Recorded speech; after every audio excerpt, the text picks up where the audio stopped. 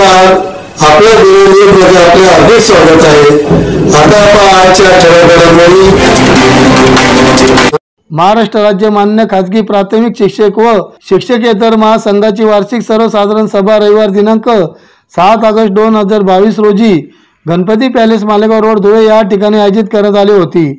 मान्यवरांच्या हस्ते दीप प्रज्वलन, सरस्वती वंदन, भारत माता पूजन, भारत माता भारती व स्वागत धुळे जिल्ह्यातर्फे करण्यात आले। या वार्षिक सभेत अध्यक्षांची निवड केली। मागील सभेचे इत्युक्त वाचून मुख्य सचिव श्री प्रकाश देशपांडे यांचे सन 2021-22 जमा खर्च लेखापरीक्षण अहवाल सादर केला। सन 2022 ते 27 या कालावधीसाठी कार्यकारी मंडळ निवडले। मान्य अध्यक्षांच्या परवानगीने आयत्या वेळेवर येणाऱ्या विषयावर खेळीमेळीच्या वातावरणात चर्चा करून आभार मानले। तसेच अध्यक्ष, उपाध्यक्ष, सचिव, सदस्य यांची मतदान प्रक्रिया राबवून निवड करण्यात आली।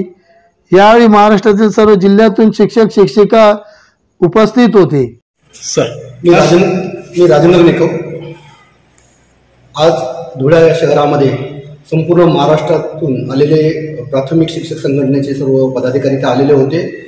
आमच्या संघटनेचं नाव आहे महाराष्ट्र राज्य खाजगी प्राथमिक शिक्षक व शिक्षकेतर महासंघ। या महासंघाची राज्यस्तरावरची निवडणूक आज इथे आयोजित केली होती। या निवडणुकीमध्ये मी स्वतः राजेंद्र निकम अध्यक्षपदासाठी बिनविरोध निवडून आलो आहोत। त्यामुळे मी धुळा शहराच्या वतीने धुळा शहरातील सगळ्या नागरिकांचे मनपूर्वक आभार मानतो।